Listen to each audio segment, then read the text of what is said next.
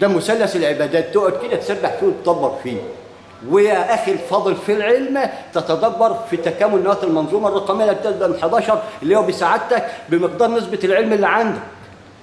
العلم اللي عندك يشكل بدايه تؤدي الى اللانهايه.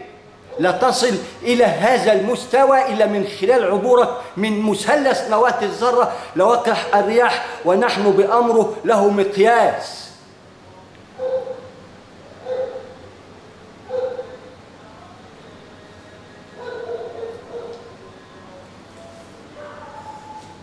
فيبقى رقم واحد أعطانا الوحدانية، قل هو الله أحد الله الصمد، لا يأكل ولا يشرب، صامد على كل شيء، لم يلد ولم يولد، يعرف إن ما فيش له تناسل ولا تكاثر ولا له في الفيلم ده هو واحد بس، وبعد كده أزواج، وفي منهم بيضرب بالجوز وفي منهم بيوصل 44، تلاقي 42 طريق في الهواء كده، إيه ده 42 جوز؟ ما دبرتش أي حاجة نهائيا، ما هي مقاييس وإحنا منها مخلوقين، ولكننا في الأصل من نور، نبحث عن نفسنا داخل هذا الصراط. صيد الصراط، ونحن خير صيد صاده الله، لأننا خير ملائكته وخير ما خلق في هذا الصيد. صاد، عشان تعرف معنى صاد أي صيد، أي ابدأ بالحرم وتدبر في الطير إلى أن تعي درجاتك، ما تفضلش على الغراب، وما تفضلش هنا في عالم الثعالب وادي الذئاب. خلينا نرتقي شوية حتى نلعب في عالم الشياطين في وادي إبليس، نزلنا شوية نلعب عالم الجن في وادي الشيطان، هننزل لتحت نلعب بقى عالم الثعالب في وادي الذئاب. وده في النهاية وهن على وهن، لأنها ضحكة في النهاية على أنفسنا.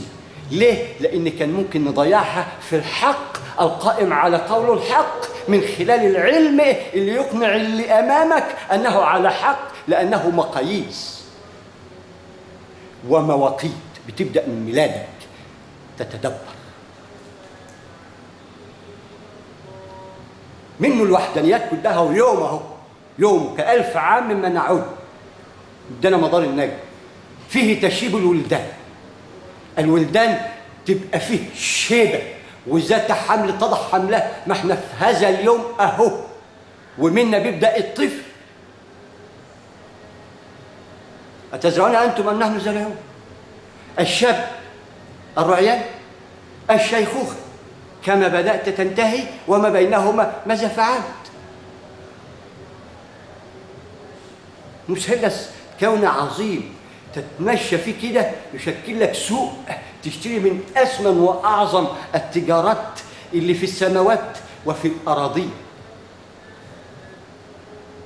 مش ذرة بنتكعبل فيها مش عارفين رايحين فين، ولعنا في نفسنا يا شتاتي. ايه دي؟ ده 9.9 من 10. انت لسه ما اتخلقتش. اصل ال9 دي نواتك انت، عرفت ان هي دي بتاعتك ابن 9. و9 من 10 يبقى يعني انت ما جبتش من بره، خدت تسعتك حتى اللي اختلستها كده، يعني حبيت تتفلسف من نواه العشر يبقى ده 9 و10 19.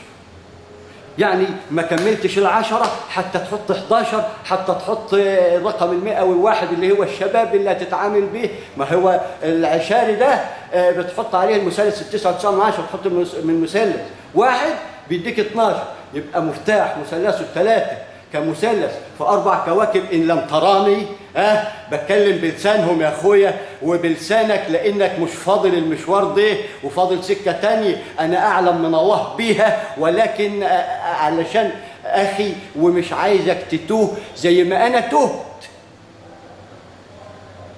عايزك تبدأ من حيث انتهى الآخرين أرقى درجة، لأن ربنا ارتقانا بنواة العلم نزل بيها الصادق الأمين، جمع علم من قبل ومن بعد، وقال لك أنت لهما قسطاس مبين، ونحن بقى من الشاهدين هنا اللي هيحكم وهناك اللي يرى. ومع من تحشر أهل العشار، ولا هتبدأ من النانو وتفضل متدحلب ده أنت لا شوف ركز. علشان الأمة تنهض، لأن أنت تعلم أنها لا تنهض إلا بالله ثم العلم. الزوجين وأنت اللي تعشى، وعندما تنكر هذه الشهادة وتقول لي مش فاهم حاجة يا ديمقراطي، يبقى أنت تمام، يبقى أنت تمام. أبشر، إن لم يأتي لك العلم يقول لك أبشر أنت خير من هذا المكان، اسعى للأفضل. ده بداية تؤدي إلى اللانهاية، اطمع في وجهه وعندك الأسباب. لم تراها بالقانون أنا أبقى أقول لك، لأننا من يقول لا ولا يجلس على كرسي، ولكن احذر الكرسي عليه مثلث مشتعل لا تراه إلا عندما ترى وجه الله، إن لم ترى وجهته هنا من خلال خلقه. ومن يحدثك؟ كلمة طيبة في الله، واعلم معنى رميت وما رميت ولكن الله رمى، إن أعطاك الأمر روح مع الأمر، يعني خليفة مستخلف. هي دي الخلفة، دي خلفة شياطين يا عم جلال. لا يهديك ولا يهدي أهلك سوى المثلث، لأنه قسطاس مبين ومعلوم على الترابيزة، يراه الجاهل والأمي والمتعلم. في يوم تشيب فيه الولدان، لأن إحنا داخلين يوم ب100,000 مفتاحه الألف، بس إذا فتحنا ال10 كنا عرفنا يعني إيه الألف.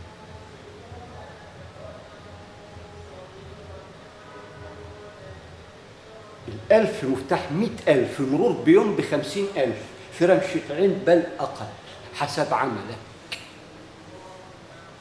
هنا ترى الله أمامك بعد ما تنعط في الدنيا. اهدى، انت تنعط دي لا خد قدها 10 بنوات العشار ومثلث على قدك. بس ما تبصش فوقك عشان ما تلوثش، لان في شغاله انت بالنسبه لها لبنه اولى عدت عليك تقول هو في ايه؟ اقول لك معلش ارجعني، طب الحق حاجه من البزراميط اللي انا فيه ده. ما هو ربنا حنون، عندما تراه تطمع لانه طيب رحمن رحيم. نص الآية يقول لك أرجعني أن أعمل، لو لقى شيء يرعبه ما كانش طمع في الإرجاع، ولكن أكم من قائله قبل، وكانت لك قسطاس مبين تحت، وتبحث أنت عن دستور. طالما مش عاجبك ربنا سبحانه وتعالى والمرسلين المشكلين بوحي والمنبئين بشكل أنبياء، مثلث كامل تعبان وشغال علشان يوضع لك قانون ودستور، عندما ضليت وتريد أن تبحث عن دستور بعدما أن وضعه لك الله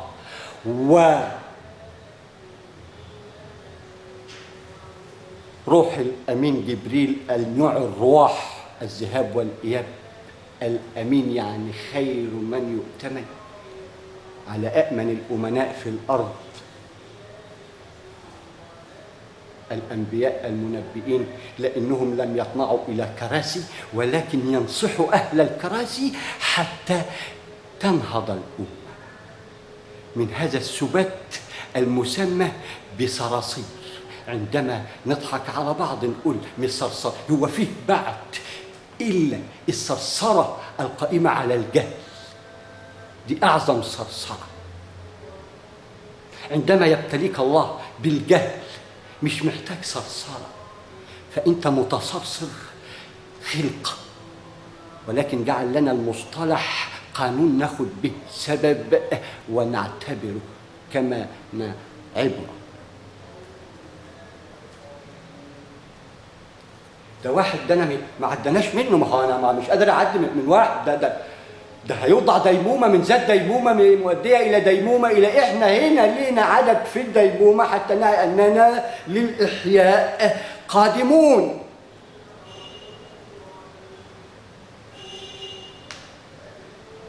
اشعث اخبار لانك انت من غبار فيها هتتبخر يا حلاوه. وما افهم مناسكك، لان نواه العشار انت عديت عليها ما عرفتش انها قران. قدامك تديك رقم 10، الصفا والمروه رايح جاي، واحد رايح جاي حركه دائمه. ايه ده؟ روح ونفس، روح ونفس. روح الرياح بقي له امر بانها تتنفس، والنفس اللي هي مجسده في الكتله بتبحث عن زوجين، الطعام والماء. يبقى ده قانون الإحياء، يديله 4 من الطير لتضرب الرقم 4 حتى تعلم ما معنى التوارث. ويرثها عباد الصالحين المستخلفين اللي من نسل بعض، ولو ما حبيناش ما كانش خلقنا علشان يدينا الأفضل من نار إلى نور، ولكن وجد لك فيها المتعة حتى تستشعر الجنة، أي الجنة، الجنان بالعلم، لأنه سحر مبين له مقاييس، لا تضل ولا تضل. ما هو إذا ما سحركش العلم مستني إيه يسحرك؟ أطلع لك من البيضة كتكوت، ما هو بيطلع منها الكتكوت، بس لازم ليه ميقات، إما استعجلناه تسطلنا.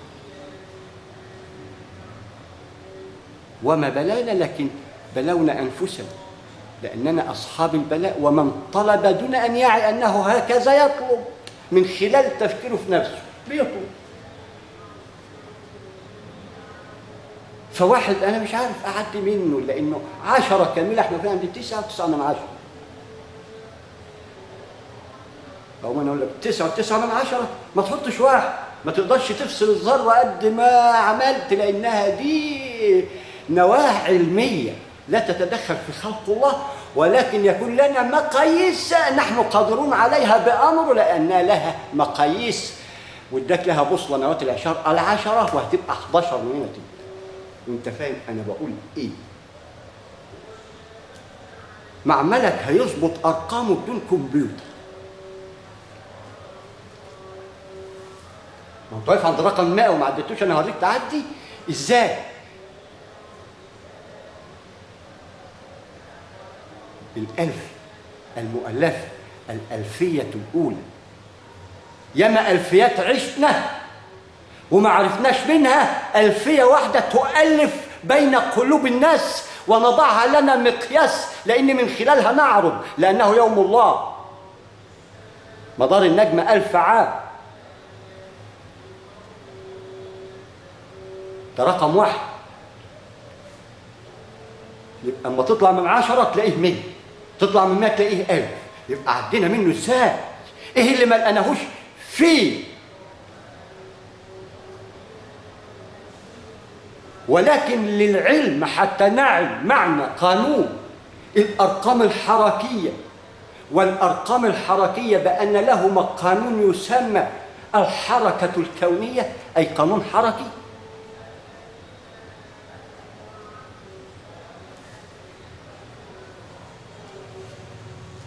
فهنا كيفية المعرفة بالحركة تشكل الكيفية. كيف؟ القائمة بقى على ذات الشيء، الواحد. يبقى الواحد إما بنزيده إحنا على خيبتنا التقيلة، ما ندسش واحد، ما نفصلش عناصر الذرة، بناخدها كاملة لأنها بتشكل لنا واحد. يبقى واحدنا بيبدأ ب3، وضع له مقياس، وإلا كان الخالق رقم 1 والزوجين المتشابهين المتنافرين اللي هم خلقوا اللي بيشكلوا عناصر الوحي والنبأ بالمنبئين بقانون نبأ كفاية، هذا موسى قائم على العروق والدم. هنعمل مش فاهمين ونقول أنا مش فاهم. أقول لك أنت كده افهم وتعالى افهم لحد رقم 10 وتعالى. إذا أنت مش فاهم مثلث نواة الذرة الواقع الرياح قبل تكوين الواحد، وهيتجسم منهم ذرة مجسمة هنعيش عليها أرض، لأنها معنى أثقالها ونحدث عن أخبارها بقى بالحرارة والتمدد والانكماش الزوجين. شوف الشغل.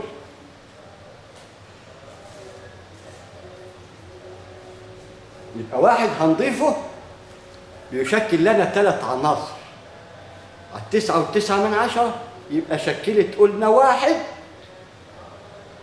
يحمل في باطنه 10 كاملة تسمى نواة العشار، وبالعلم تكامل نواة المنظومة الرقمية. 10 كاملة زي ما قلنا تراها في الكعبة، الصفا والمروة، رايح ده 1 صراط مستقيم، رايح جاي رايح جاي، ومؤدي إلى اعتبره بيسحب كده صينية حركة من شريعة تلاقيها ميكانة، لأن ده قانون حركي يجسده لك حركة.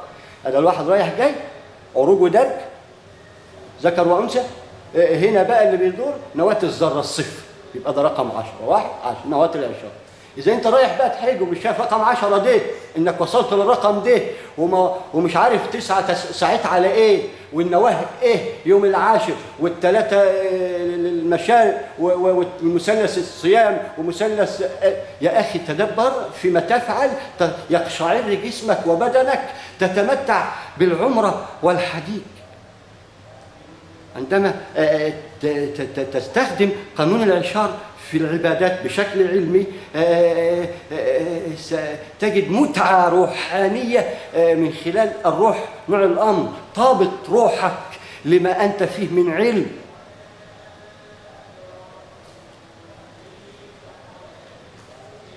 يبقى ده 9.9 هناخد الواحد اللي هو بمقياس 3 نواة الذرة، اللي هو واحدنا إحنا، واحد الله الفرد فقط. ما هو ده إعجاز القرآن. إن لم نعي كيفية القراءة فنتدبره من الذرة اللي بتعرج وتدرك أمامنا. تعرج 4 تنزل 5، مفتاحها مثلث، يربع ويطلع إيه من نجم ينزل مثلث، ينزل 5.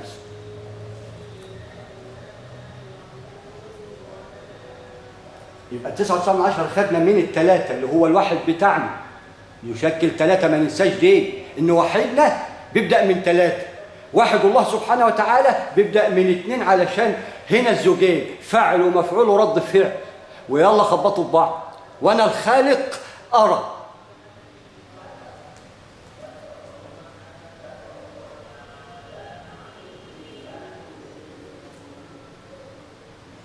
فبناخد من ال3 اللي هو الواحد بتاعنا اللي هو الظل ذي 3 شعب 1. يبقى الواحد الأحد الفرد الصمد. أكمل نص الآية: قل هو الله أحد الله الصمد لم يلد ولم يولد. أهو ما بيلدش ولا بيولد، ولم يكن في هذه العناصر الكونية بقانون ما لا عين رأت له فيها كفء يدافع عنه ولا يحمي عن حقه ولا يقول ولا يشهد. أحد ملوش فيها كفء. أحد هو كفء ذات، وإلا ما خلقها. ولذلك كل ملك يشكل لا وقح ريح حول جناح بعوضة لسه البعوضة ما خاضتش فيه، ويحيي غيره في برهة من البصر. فيبقى واحدنا ناخده من الظل عبرة اللي اتخلق منه الأنعام ومنها إحنا، وسحبنا من فصيلة القرود وطلعنا حلوين كده علشان نتدبر على الميسرة، علشان دي مقياس للميمنة. بس أنا هوريك نواة العشار كما طلب مني يا أخي تقوى الله. فهنا يبقى خدنا مصطلح نواة الظل ال3 اللي هو الواحد بتاعنا، وربنا سبحانه وتعالى هو في ذاته الفرد الواحد الأحد. الواحد بتاعه بيبدأ بالزوجين عشان تعي أن له مخالق وضع لهما قسطاس مبين، فما بالك ب2 ثالثهم رب العرش العظيم. مقياس لهم هنا وهو يكمن في قلوبهم، يبقى ده 4. يبقى اداك مثلث ناطق، ومن خلال البصيرة القلب لابد أن يكون ساكن في قلبك، ونطقته يبقى ده زوجين في قلبك وفي نطقك، والزوجين يبقى ده الرباعي. يديك كيفية التوارث. يبقى المثلث ده بيرث الله، يأتي أكله كل حين زي الموس كده قاتل الآباء. إيه ده حقني.